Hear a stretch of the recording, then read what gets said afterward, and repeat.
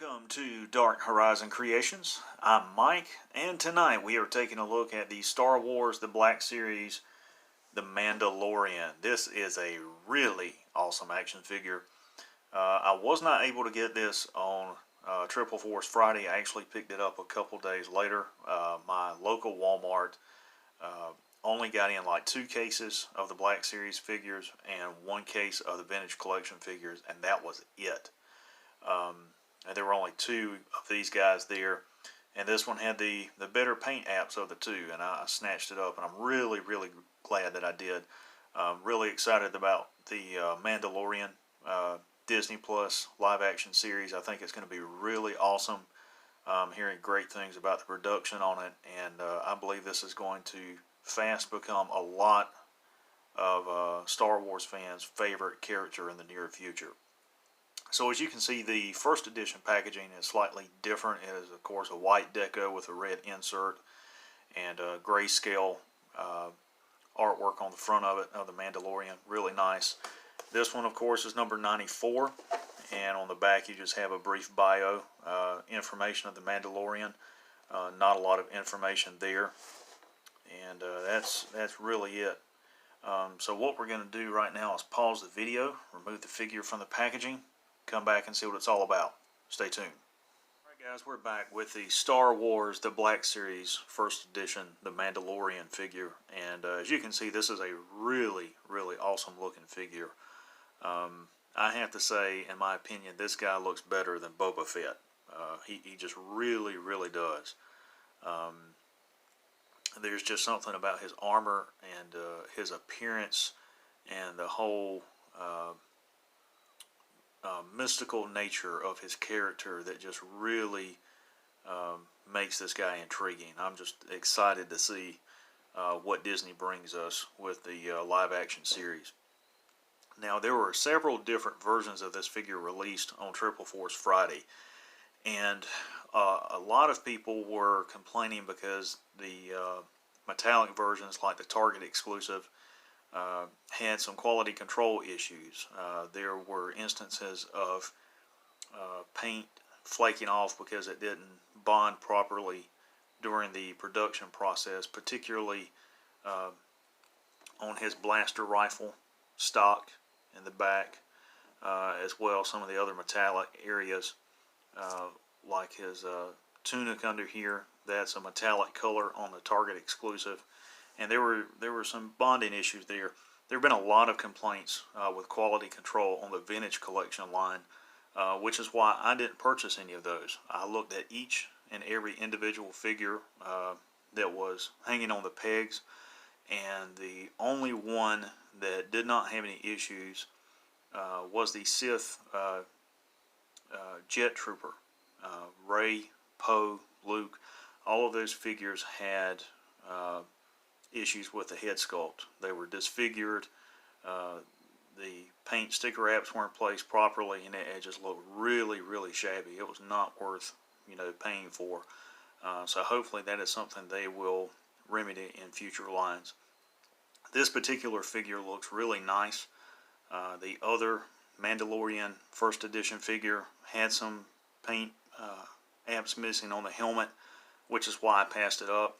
And in the past, I've always looked at the individual figures very closely before I buy them. I always look to see if their head sculpts are correct, if the eyes are placed correctly, if there's any issues with the paint apps or their accessories or anything before I buy them, because of course you can take it back, but who wants to go through that process? And if you've driven 50, 60, 70, 80 miles like I have in the past to different stores in the region looking for toys, you don't want to have to return something and you can't replace it.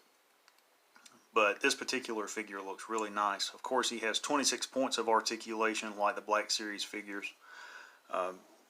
His head, of course, is on a nice ball joint, full range of motion, with the plastic cape sort of limited. And you can see the different armor sections that he has on his outfit. This particular piece of shoulder armor is from a shore trooper from Rogue One, so I thought that was really neat. but forward and limited lateral movement at the shoulder because of these shoulder armor. Double jointed elbow, of course, it'll bend and swivel, wrist swivel.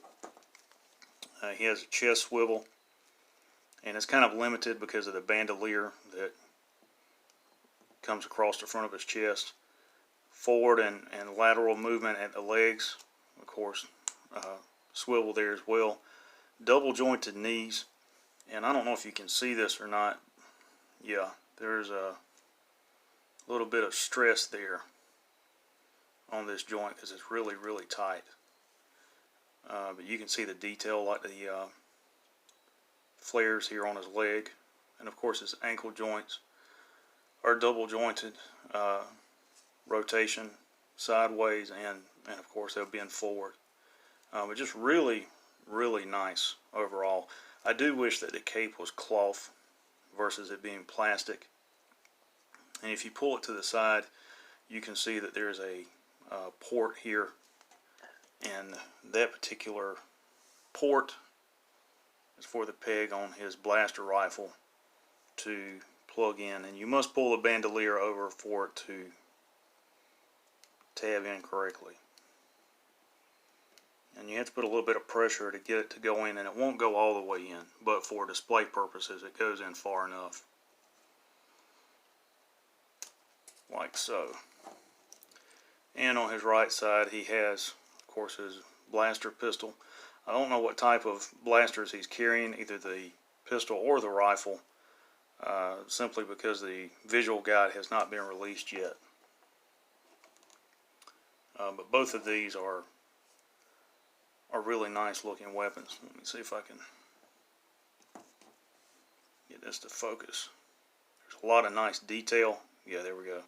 A lot of nice detail on both the rifle and the pistol. And of course on the figure as well.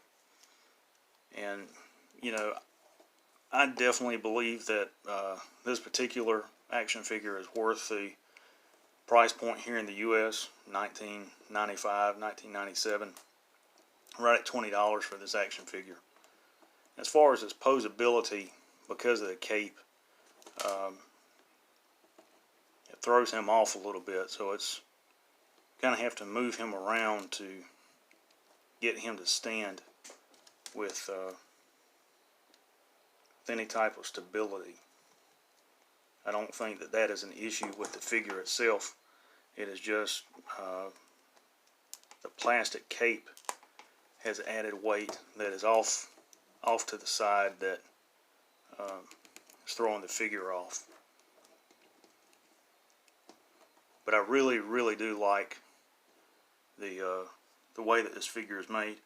I really like the armor sections that are on here.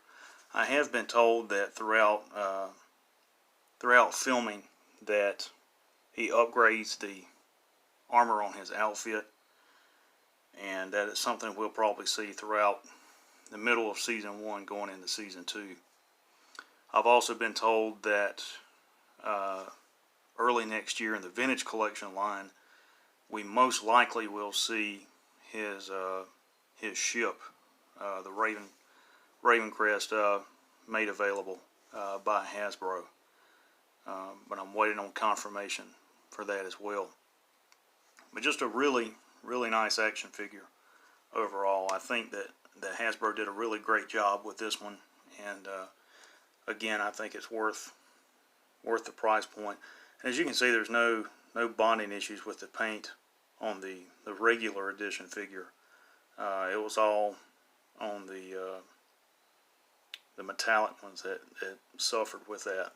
And that's really a shame, because that's a lot of money to have to pay for a collectible, for a toy, only to have to return it because of quality control issues. I think that's something that's probably a result of Hasbro switching factories from China to Vietnam because of the trade tariffs imposed on imports from China. So I hope you guys have enjoyed my review of the Mandalorian Black Series action figures. If you guys don't follow or subscribe to my YouTube channel, please do. Check out my weekly blog, as well as all of my custom toys on my Facebook page, Dark Horizon Creations.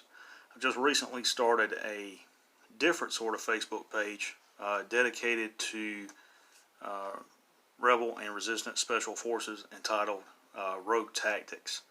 And I'm just getting that page started up. So if you're interested in that sort of thing, military tactics, techniques, weapons, visit Rogue Tactics and follow it as well. Thank you guys for watching. Stay tuned. There's more to come.